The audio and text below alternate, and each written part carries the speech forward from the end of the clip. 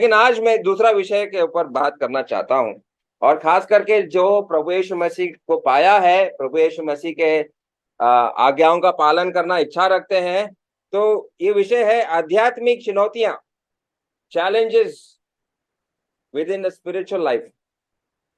आध्यात्मिक चुनौतियां और युद्ध। तो हम लोग युद्ध भी करते हैं। युद्ध करना मतलब तलवार बंदूक, हाँ, बॉम्ब लेकर युद्ध, वो वाला युद्ध नहीं। तो क्या युद्ध करते हैं? अब अभी सुनो, एक मसीह या एक ईसाई को क्या चुनौती है भारत देश में रहकर? कोई बता सकता है? What are the challenges that we have? अभी मैं प्रभु यीशु मसीह के पीछे चलने लगा हूं, मसीह का आदमी ईसाई बनकर। अभी कुछ ही देर ब्रदर कुछ बता रहे थे हमको, लेकिन मसीह का आदमी बनकर इस दुनिया में रहकर, बिहार में रहकर, किशनगंज में रहकर, क्या चुनौती है आपको? कौन बता सकता है? क्या क्या है चुनौती है आपको? मसीह का नाम, मैं मसीह का हूं, हम मसीह के हैं, खुशी खुशी मना, हम तो बोलते हैं, लेकिन दुनिया के सामने बाहर के लोग हमको किस रूप से देख रहे हैं? विरोध का सामना करना पड़ता है। और क्या? खिलाफ बोलते हैं, हाँ, देशद्रोही हो, हाँ, धर्म परिवर्तन कर रहे हो, हाँ, और क्या बोलते हैं? हाँ, पैसे लेकर, हाँ, पैसे लेकर धर्म बदला रहे हैं। कहा कितना पैसा मिला आपको? बहुत बार ऐसे वो लोग बताते हैं। और क्या है बताइए? खाने पीने में भी, हाँ, जो वो वाला खाने वाले, तो बहुत सारे। और क्या बताइए? और बोलता है विदेशी धर्म, विदेशी धर्म लेकर आए हैं, ऐसा बोलते हैं। हाँ, सही है। और क्या? कई माँ बाप के लिए बच्चों के लिए रिश्ता मिलना मुश्किल है। रिश्ता मिलना, शादी, हाँ, नौजवानों को शादी, उनका शादी करना बहुत मुश्किल। अगर क्रिश्चियन बन गया वो लड़की बोलेगी नहीं नहीं नहीं, मैं आपसे शादी नहीं करूंगा। अब इतना कितना हैंडसम भी होने दो, सॉरी, आप मसीह का हो गया, हम आपसे शादी नहीं करेंगे। तो बेचारा नौजवान लड़का या लड़की डिप्रेशन में जरा, कोई मुझसे प्यार ही नहीं करता है, ऐसा अवस्था हो जाएगा। और क्या चुनौतियां हैं? समाज से बाहर निकाल देता। और ये सबसे कठिन बात है। जिस समाज में मैं जन्म लिया, पैदा हुआ, जिनसे मैं प्यार करता, वही हमको बाहर कर देते हैं। ये बहुत दुख लगता है, बहुत दुख लगता है। सालों साल वो दुख हमारे अंदर रहता है कि समाज के लोगों ने हमको इनकार कर दिया, हमको बाहर कर दिया। नौकरी मिलना कठिन है।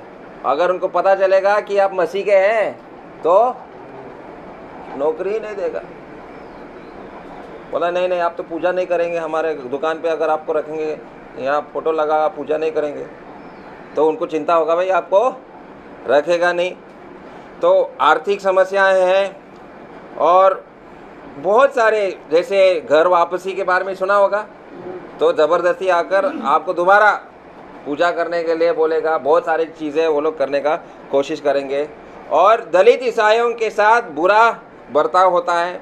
और एंटी कन्वर्जन लॉज भी अभी आ रहे हैं। तो इस प्रकार से बहुत सारी चुनौतियों का सामना हम लोगों को करना पड़ता है। तो हम इन चुनौतियों का सामना कैसे करें?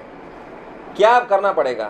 क्या हम बंदूक उठाएंगे, तलवार उठाएंगे, मारपीट करेंगे, गाली बोलेंगे?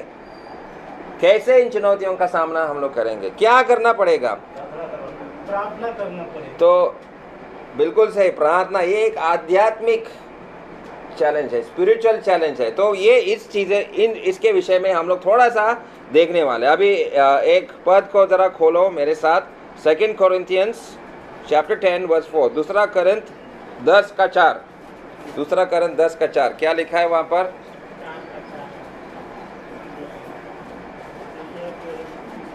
दूसरा करंथ उसका 10 अध्याय और 4 पद।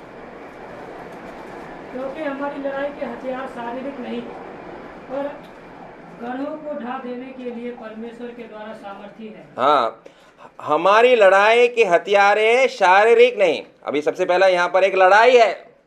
ये एक मसीह जीवन एक लड़ाई का जीवन है। अभी मणिपुर में जिस प्रकार से हो रहा है उस प्रकार से नहीं है, लड़ाई हो रहा है। एक तरफ में एक ट्राइब है, एक आदिवासी लोग है, दूसरा तरफ दूसरा जाति के लोग हैं, और क्या हो रहा है? लड़ाई हो रही है, मारपीट हो रहा है। क्या इस प्रकार का युद्ध हमको करना है? नहीं। लेकिन हमारा लड़ाई क्या है? शारीरिक नहीं है, पर गढ़ों को ढा देने लिए परमेश्वर के द्वारा सामर्थ्य है। अभी ये शब्द ढा का मतलब क्या, कौन बता सकता है? What is the meaning of ढा? हाँ, गिराना। तो हमारी हथियारे शारीरिक नहीं है, लेकिन गढ़ों को गिरा देने के लिए।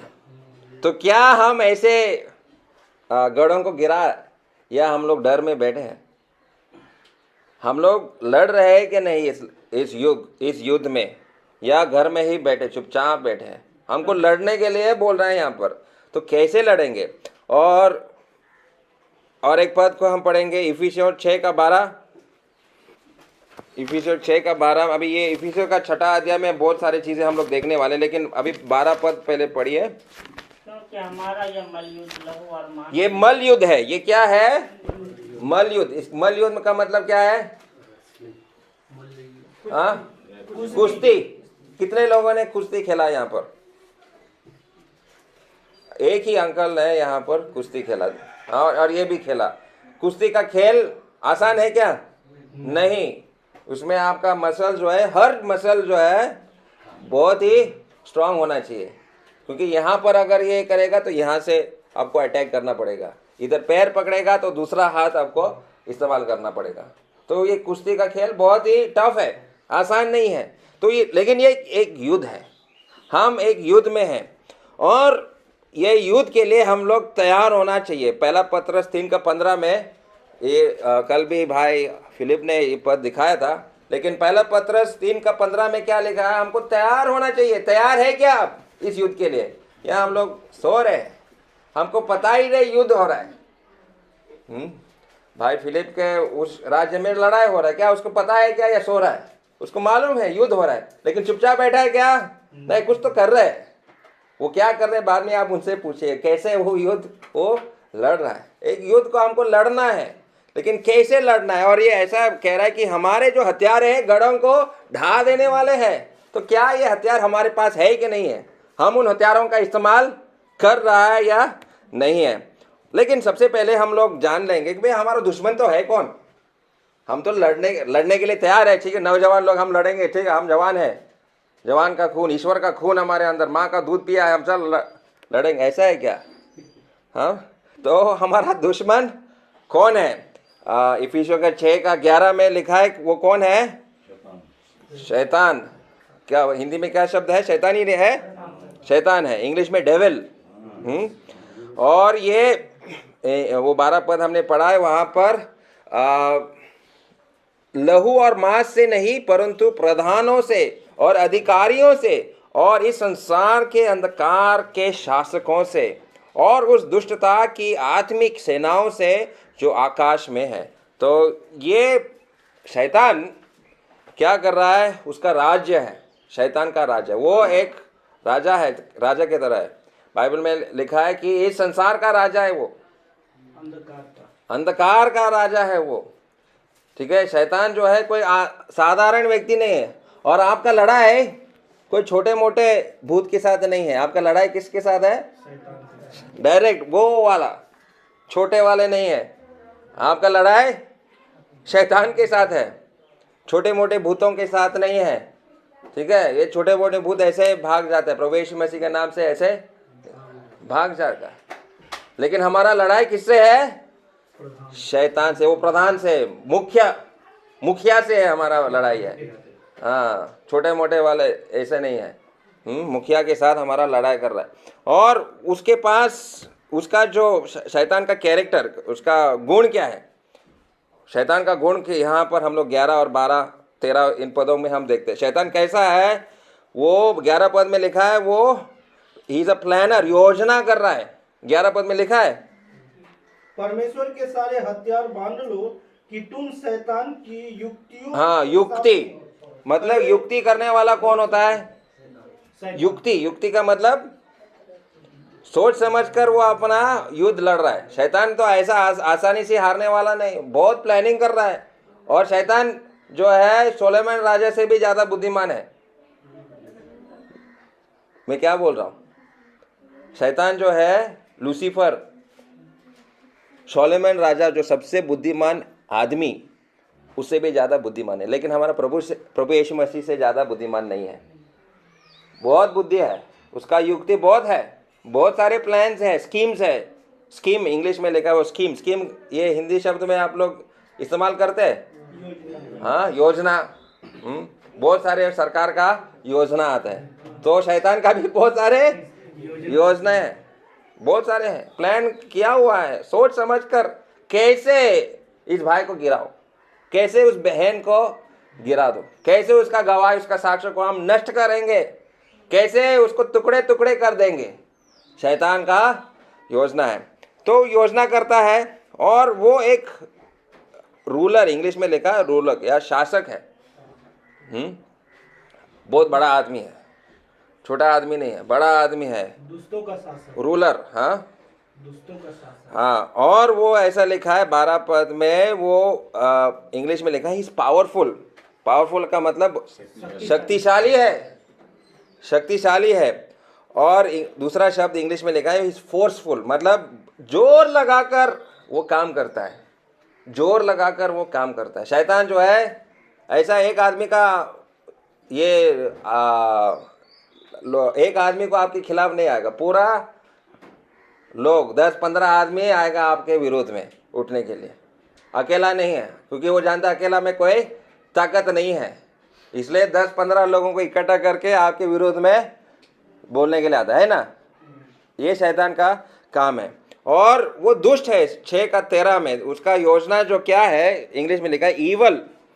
13 पद में, इफिसियों 6:13 में, वो दुष्ट व्यक्ति है। इसलिए परमेश्वर के हथियार बांध लो, हाँ। कि तुम बुरे दिन के समान कर सको और सब कुछ पूरा करके स्थिर रह सको। वहां पे बुरा शब्द है, वो बुरा है। शैतान कैसा है? बुरा है, बुरा है, ठीक है। और वो कहां पर है? शैतान का लोकेशन क्या है? गूगल मैप में कहां पर मिलेगा उसका लोकेशन? हाँ? आसमान पर, आकाश में। कहाँ? आकाश में लिखा है ना, उसका लोकेशन कहाँ है? आकाश में है वो। मतलब वो किशनगंज भी आ सकता है, सिलीगुड़ी जाएगा, दिल्ली जाएगा, भटकता रहेगा, एक जगह पे नहीं है। वो आकाश में घूम रहा है, उसको वहां से उसका राज जो है वह कंट्रोल कर रहा है। उसके बहुत सारे दुष्ट आत्माएं उसके नौकर है, उसको काम पे वो लगाता है। लेकिन शैतान जो है आकाश में घूम रहा है। और याद करो, अय्यूब का किताब अगर आप पढ़ेंगे तो अय्यूब के विरोध में बोलने के लिए शैतान कहाँ जाता है? परमेश्वर के पास। देखो इसका एक्सेस, अभी कैसे शैतान स्वर्ग गया ये मत पूछो मुझे। हाँ, कैसे उसको एंट्री मिला? कोई टेढ़ा तरीके से वो गया, सीधा मार्ग से नहीं, टेढ़ा मार्ग पकड़ के वो जाता है। लेकिन स्वर्ग में गया और परमेश्वर कह रहे देखो अय्यूब जो है आपको आपके क्या करे, इनकार करेगा, लेकिन परमेश्वर पर जाओ, परीक्षा ले लो उसका। तो उसका एक्सेस स्वर्ग में है, हर जगह में है, उसका जा सकता है। लेकिन उसका अंत निकट है। शैतान को मालूम है उसका अंत निकट है। और प्रभु यीशु मसीह जब इस धरती पे आया था, उसने देखा कि शैतान कैसा स्वर्ग से गिरा है। तो अभी एंट्री शायद उसका बंद हो गया। पुराने नियम में थोड़ा एंट्री मिल रहा था, लेकिन जब से प्रभु यीशु मसीह आया तब से उसका एंट्री भी वहाँ पर बंद है। और एंट्री ना होने के कारण अभी वो सिर्फ आकाश में ही यहीं पर ही भटक रहा है। ठीक है, तो हमारा दुश्मन कौन है? ये शैतान है। इसको हमको समझना है। एक युद्ध में है हम लोग, और इस युग में हमारा दुश्मन है शैतान। तो प्रभु यीशु मसीह कह रहा है जो मेरे साथ नहीं वो मेरे विरोध में है। ये मत्ती 12:30। और जो मेरे साथ नहीं बटोरता वह बिखरता है।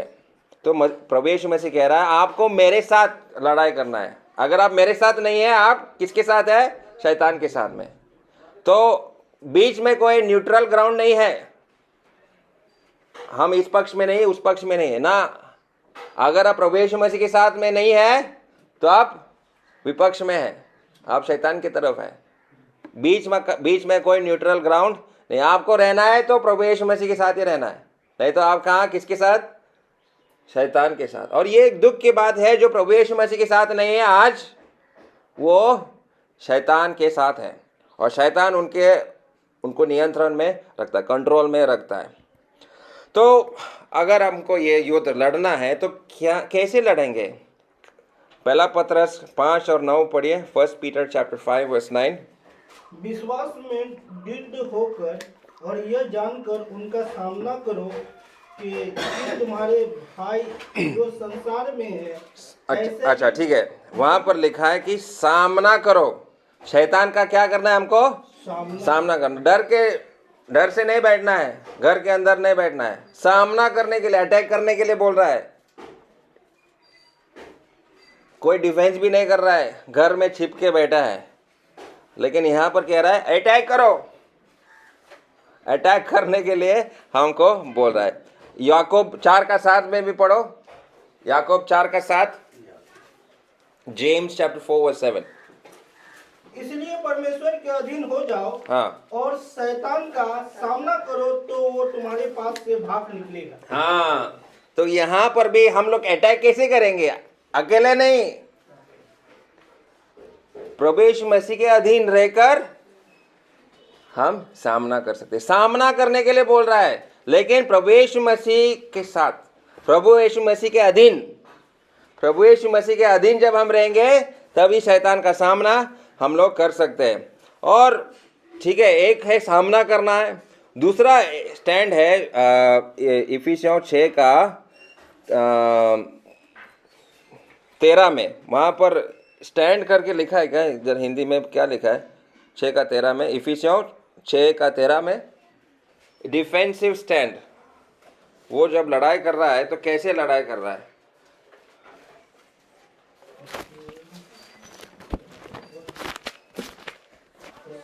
इसलिए परमेश्वर के सारे हथियार बांध लो और तुम बुरे दिन का सामना कर सको। अच्छा, इंग्लिश में लिखा है स्टैंड फर्म। तो ऐसा स्टैंड फर्म तो शब्द है ही नहीं हिंदी में। पूरा करके स्थिर रह सकते। स्थिर रहना, स्थिर रहना, स्थिर रहने के लिए बोल रहा है। स्थिर का मतलब खड़ा रहकर स्थिर रहना। जब आप फाइटिंग करने वाले हैं, स्थिर रहना। अगर ऐसा ऐसा ऐसा अगर पियाकड़ आदमी की तरह ऐसा ऐसा चलता रहेगा, फाइट करेगा, एक थप्पड़ मारेगा, गिर जाएगा। लेकिन क्या कह रहा है? स्थिर रहने के लिए बोल रहा है। बॉक्सिंग मैच देखा है? बॉक्सिंग करते समय वो कैसा खड़ा रहता है? स्थिर, स्थिर, एकदम सॉलिड। ऐसा हमको खड़ा रहना है। तो डिफेंसिव स्टैंड उसको कहता है। डिफेंस के लिए हिंदी शब्द क्या? हिफाजत।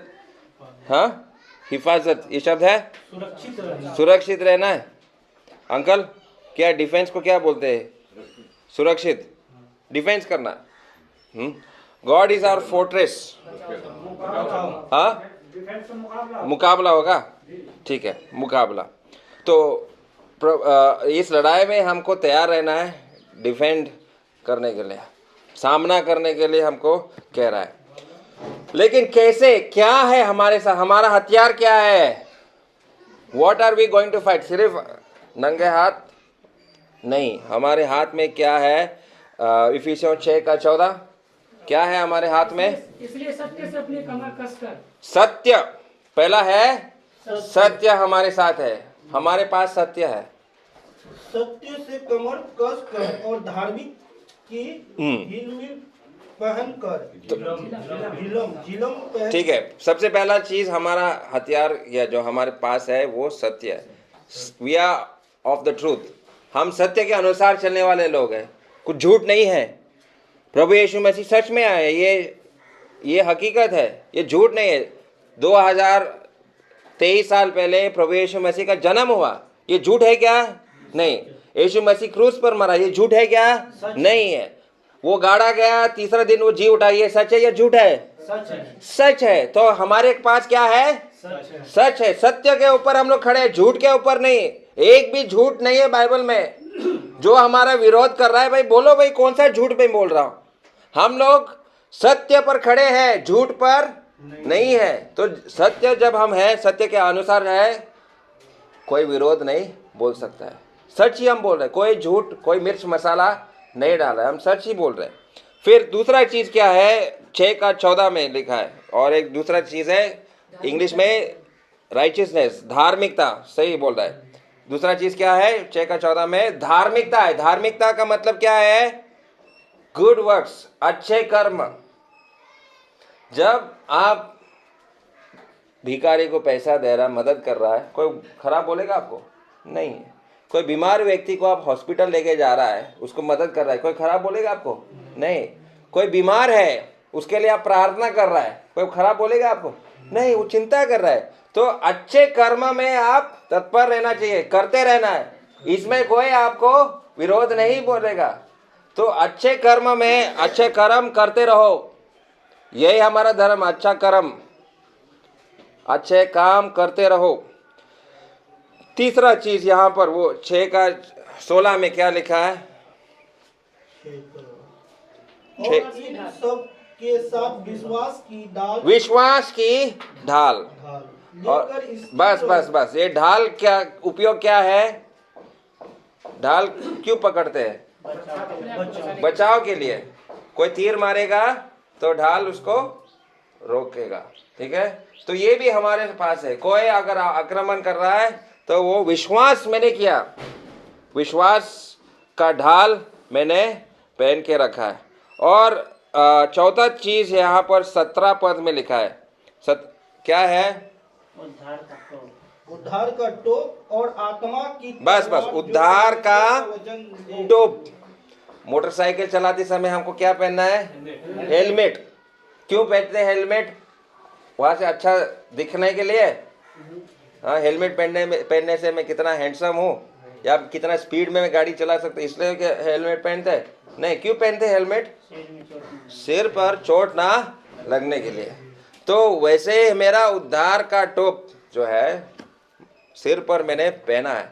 और वो उद्धार का टोप का मतलब कुछ भी होने दो, कैसा भी दुर्घटना आने दो, अगर मृत्यु भी आएगा मेरे जीवन में, उद्धार मेरा हो गया है। कहाँ पहुंचूंगा मैं?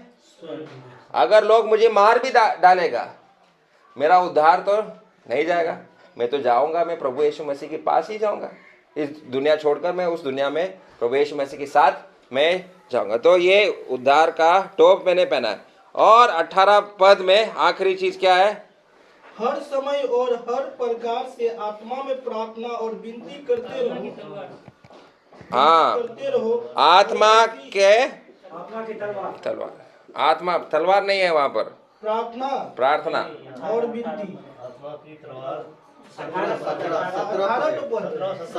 17 पढ़िए। और आत्मा की तलवार जो परमेश्वर अच्छा। का वचन ले लो। Okay, it's in verse 17। आत्मा का तलवार, ठीक है? तो ये हमारे हथियार हैं जिसके साथ हम शैतान के साथ युद्ध कर रहे हैं। तो क्या आप इस युद्ध को लड़ रहे हैं या नहीं? या आप मोबाइल में गेम खेल रहे हैं? कौन सा गेम होता है मोबाइल में, ज़रा बताइए? फ्री फायर, और क्या? पबजी, और क्या? तो देखो, शैतान जो है नंबर 1 गेम प्लेयर है। हमने देखा ना योजना बनाने में कैसे हमको कर रहा है। नंबर 1, आप शैतान को हरा ही नहीं सकता गेम में, कितना भी कोशिश करो। फ्री फायर हो या पबजी हो, शैतान को आप नहीं हरा सकते हैं। बच्चा से कहेंगे थोड़ा सा किताब पढ़ के देखो तो उसमें क्या लिखा है, तुम सब देखते रहो तो कहेंगे तू पढ़ लो, मेरा यही मोबाइल जो है। तो ये ऐसे बहुत सारी चीज़ है जो हमको युद्ध से दूर लेके जाता है और हम टाइम बेकार करते, टाइम वेस्ट करते हैं इन चीज़ों में, ठीक है? तो इस युद्ध को हमको लड़ना है, लेकिन हमारा हृदय का अवस्था कैसे? ठीक है, हम युद्ध लड़ने के लिए भी तैयार हो गए, लेकिन मेरा हृदय का अवस्था कैसा होना चाहिए? जब मैं इस युद्ध में लड़ रहा हूँ तो मेरा हृदय का अवस्था को भी हम लोगों को जांचना है, देखना है कि कैसे होना चाहिए। और इसके लिए हम लोग देखेंगे 1 यूहन्ना 2:5 में। 1 यूहन्ना 2:5। पर जो कोई उनके वचन पर चले उसमें सचमुच परमेश्वर का प्रेम सिद्ध हुआ है। हाँ। इसी से हम जानते हैं कि हम उसमें हैं। तो मेरा हृदय में, मेरा दिल में परमेश्वर का प्रेम होना चाहिए। यहूदा 1:21, जूड चैप्टर 1 वर्स 21, यहूदा 1:21, वहीं प्रकाशित वाक्य से पहले 21:21। अपने आप को परमेश्वर के प्रेम में बनाए रखो और परमेश्वर के प्रेम में बनाए रखो। परमेश्वर का प्रेम मेरे अंदर है कि नहीं? और अनंत जीवन के लिए हमारे हाँ। प्रभु यीशु मसीह की दया बस की बस बात बस जोड़ते रहो। ठीक है। तो मेरा हृदय का अवस्था कैसा है? प्रेम से भरा हुआ रहना चाहिए।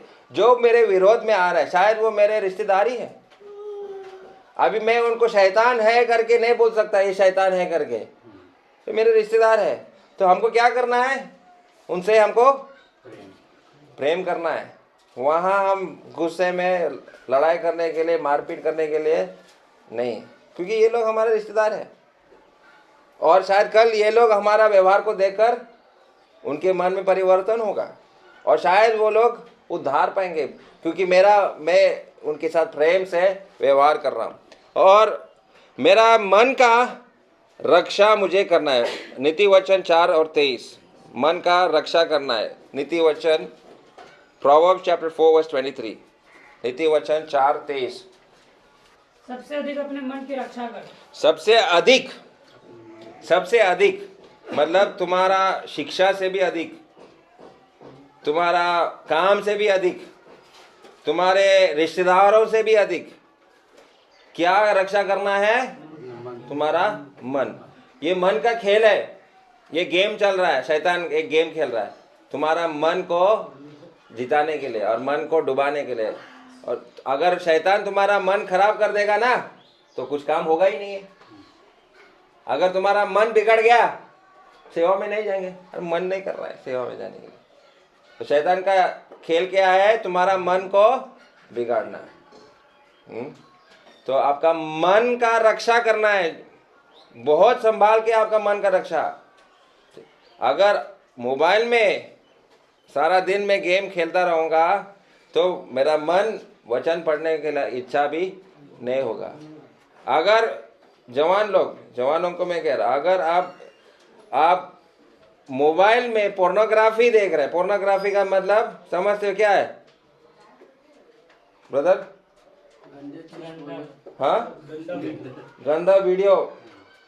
और ये हर मोबाइल में, हर जवान लड़का हो या लड़की, उनके मोबाइल में आ रहा है, गंदे फोटो आ जाते हैं। आप फेसबुक में जाएंगे, आप थोड़ा एक दो वीडियो निकाले, अचानक कहाँ से आ जाते हैं एक वीडियो, अरे। तो मन का रक्षा करना है। कहाँ से ये घुसेगा आपके मोबाइल में? जब मोबाइल में घुस गया तो कहाँ घुसेगा? दिमाग में घुस जाएगा। तो इसलिए मन का रक्षा करना, ये खेल, एक गेम चल रहा है और शैतान आपका मन को खराब करना चाहता है। कैसे खराब करेगा? बहुत जगह, बहुत स्कीम्स है, बहुत योजना है शैतान के पास आपका मन को खराब करने के लिए। तो इसलिए कह रहा है कि आपका मन की रक्षा कर, अपना मन की रक्षा कर। और मन को कैसे हम संभाल के रखेंगे? पहला यूहन्ना 2:3 में कैसे करेंगे? यदि हम उसकी आज्ञाओं को मानेंगे तो इसी से हम जान लेंगे कि हम उससे हाँ, जान तो गए हैं। आज्ञाओं को मानेंगे। क्या आज्ञाओं को? बहुत सारे आज्ञा हैं। यहाँ पे तो ब्रदर ने 10 आज्ञा तो टंगा दिया यहाँ पर, ठीक है, 10 आज्ञाओं को मानेंगे।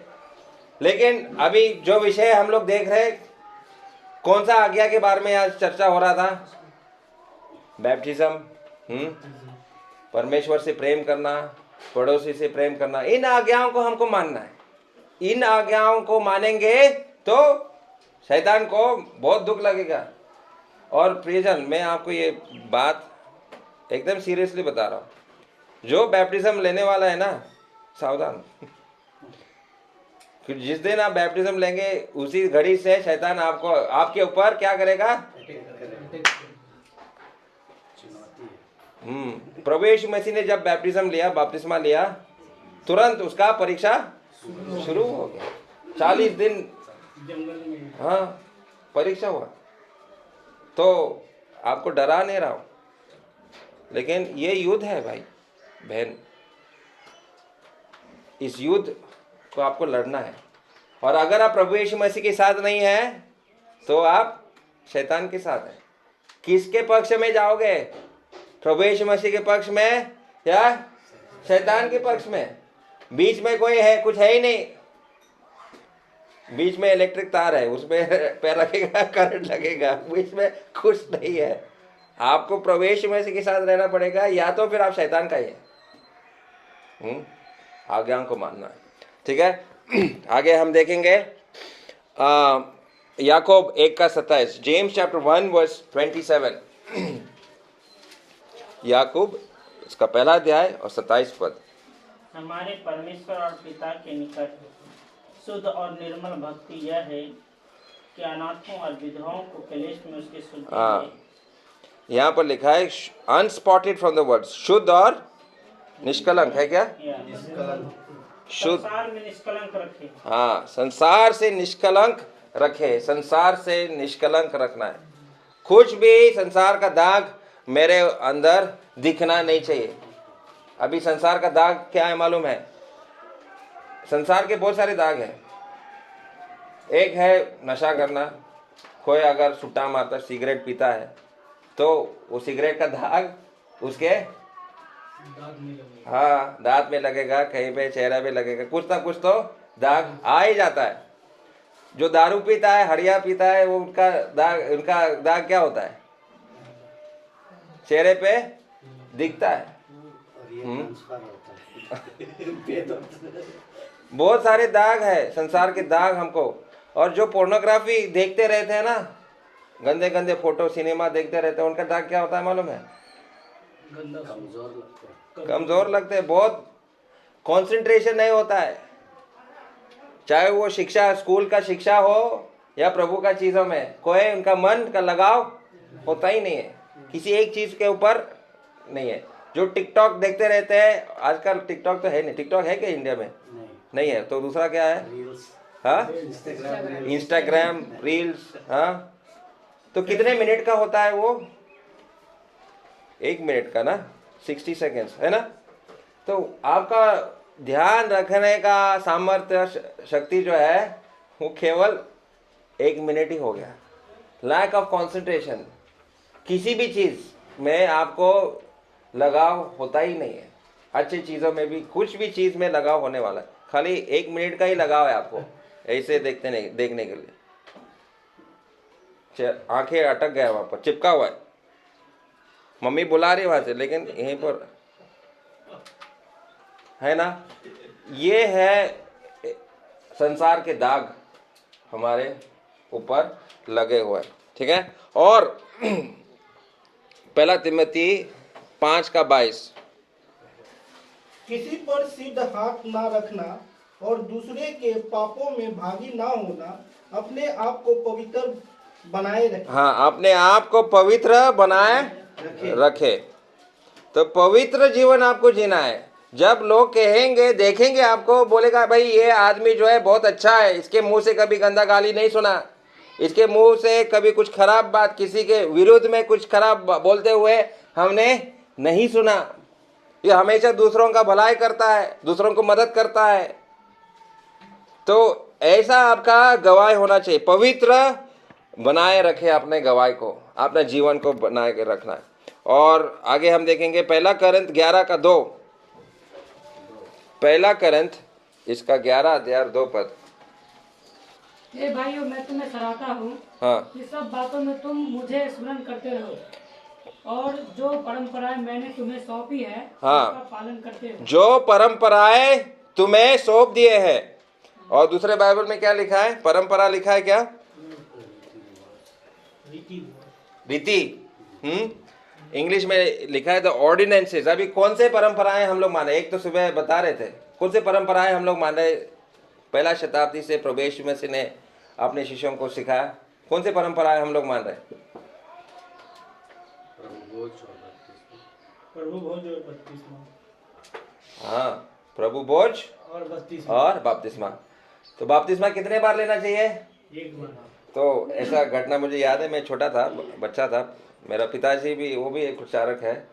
तो एक दिन वो बपतिस्मा दे रहा था, वहाँ मीटिंग, ऐसे ही मीटिंग हुआ था, 1 हफ्ते का मीटिंग हुआ, और गांव का आदमी था, और लास्ट में बैप्टिज्म था। तो पापा बैप्टिज्म ले रहा था, वो आदमी भी पानी में आया बैप्टिज्म लेने के लिए। तो मैंने पापा को, मेरे पापा ने, वो गवाही पूछता है, जब पूछा तो क्या बैप्टिज्म लेने के लिए तैयार है, प्रभु यीशु मसीह का आज्ञा पालन करने के लिए तैयार? बोलता हाँ हाँ हाँ, ये मेरा 5वीं बार है। 5वीं बार मैं अभी डुबकी लगा रहा हूँ। तो क्या कितने बार बैप्टिज्म लेना है? एक बार। एक ही बार, एक ही बार। लेकिन प्रभु भोज कितने बार लेना है? हर सप्ताह। हाँ, हर सप्ताह। जब तक प्रभु यीशु मसीह ना आए, मतलब जब तक मैं जिंदा हूँ तब तक मुझे प्रभु भोज। तो ये परंपरा है, ये परंपरा है, इसको कायम रखना है।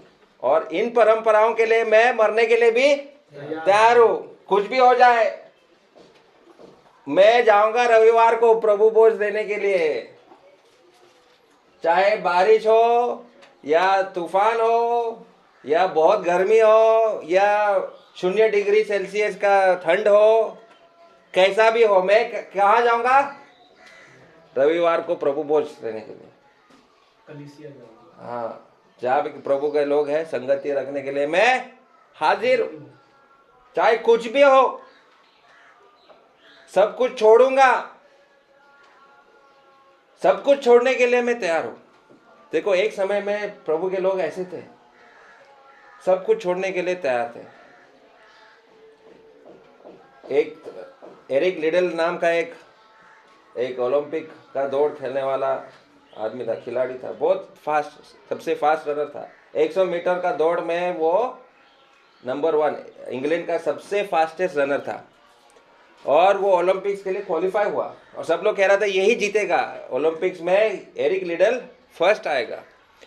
तो जब वो जहाज में जा रहा था, फ्रांस में ओलंपिक्स का खेल होने वाला था, तो वहाँ पर टाइम टेबल आया कि कौन सा दिन को कौन सा ये दौड़ होगा। तो उसने देखा कि फाइनल जो है संडे को आ रहा है। अरे संडे का मतलब ये प्रभु का दिन है, वो बोला, क्योंकि वो एक विश्वासी आदमी है, प्रभु का आज्ञा पालन करना है, प्रभु से प्रेम करता है। लेकिन संडे को क्या है? ओलंपिक्स का दौड़ है। जरा सोचो, कितने लोगों को मौका मिलता है ओलंपिक्स का फाइनल में भागने के लिए। उसने बोला क्या? मैं नहीं भागूंगा। आज भी इंडिया का एक भी आदमी गया नहीं फाइनल। पीटी उषा गई थी, लेकिन कितने इंडिया का लड़के गए फाइनल में, 100 मीटर्स का फाइनल में दौड़ने के लिए। लेकिन एरिक लिडल बोला मैं नहीं दौड़ूंगा। क्यों? मुझे प्रभु के दिन, प्रभु के लोगों के साथ संगति रखना है। इतना प्यार है मुझे प्रभु यीशु मसीह से, सब कुछ मैं छोड़ूंगा। ओलंपिक्स का गोल्ड मेडल भी उसने छोड़ दिया। क्यों? प्रभु से प्रेम। हाँ, लेकिन उसने वो टाइम टेबल में और एक दौड़ देखा, 400 मीटर का। 400 मीटर का दूसरा दिन में, शनिवार में ऐसा कुछ तो आ रहा था, और उसमें वो दौड़ा, उसमें दौड़ा, ऐसा दौड़ा, ऐसा दौड़ा। 22 साल तक वो रिकॉर्ड उसने रखा, कोई वो रिकॉर्ड तोड़ ही नहीं पाया। इतना जोर से वो 400 मीटर का दौड़ा। 400 मीटर के लिए वो क्वालिफाई नहीं था, लेकिन बोला हम दौड़ेंगे। वो ऐसा दौड़ा जैसे 100 मीटर का दौड़ है। 400 मीटर में आपको थोड़ा धीरे धीरे दौड़ना पड़ता है, उसके बाद में स्पीड पकड़ना है। लेकिन वो बोला नहीं, मैं प्रभु के लिए दौड़ रहा हूँ। दौड़ा, कोई वो रिकॉर्ड नहीं तोड़ पाया। तो ये हम लोगों के जीवन में ऐसा प्रेम होना चाहिए प्रभु यीशु मसीह से, कुछ भी करने के लिए तैयार है। प्रभु का दिन, संगति रखना, रोटी तोड़ना, उसके लिए मैं हाजिर रहूंगा। तो ऐसा हमारा ये होना चाहिए। फिर देखो, ये मन का लड़ाई है। जब हमारा मन प्रभु यीशु मसीह के साथ ऐसा लगा हुआ होगा, शैतान भी डर जाएगा, शैतान भाग जाएगा। ऐसा, अरे ये कैसा आदमी है यार, मैं तो इतना कोशिश कर रहा हूं उसको गिराने के लिए, हाँ, संगति से दूर रखने के लिए, उसको ओलंपिक का दौड़ भी दे रहा फिर भी बोल रहे नहीं हम दौड़ेगा, हम संगति में जाएगा, दौड़ेगा नहीं। तो हमारा मनों को सही जगह पर रखना है। और किस पे रखना है? फिलिपियंस 2:5 में जरा पढ़ो। Philippians chapter 2 verse 5। जैसे मसीह यीशु का स्वभाव था वैसे हाँ। भी तुम्हारा भी स्वभाव हो। हाँ, 4:7। फिलिपियंस 4 का अपने आप को ऐसा शून्य कर दिया और 4 अध्याय का 7 पद। तब परमेश्वर की शांति जो हमारे समझ से परे हैं हाँ तुम्हारे हृदय और तुम्हारे विचारों को मसीह यीशु में सुरक्षित रखेगी। हाँ, तो जब तुम्हारा मन प्रभु यीशु मसीह पर है तो प्रभु यीशु मसीह आपको सुरक्षित रखेगा। तो तुम्हारा मन, प्रियजन, मेरे छोटे भाई बहन जो यहाँ पर है, अपना मन प्रभु यीशु मसीह के ऊपर डाल दो। वो तुम्हारा रक्षा करेगा, वो तुम्हारा रक्षा करेगा। हर चीज में वो तुम्हारा रक्षा करेगा। जो तुम्हारा सम्मान, जो प्रभु यीशु मसीह का सम्मान करता है, जैसा एरिक लिडल ने प्रभु यीशु मसीह का आदर किया, दौड़ा नहीं है, लेकिन परमेश्वर ने उसको 400 मीटर में गोल्ड मेडल उसको दिया। आप प्रभु यीशु मसीह को प्रथम स्थान दो आपके जीवन में।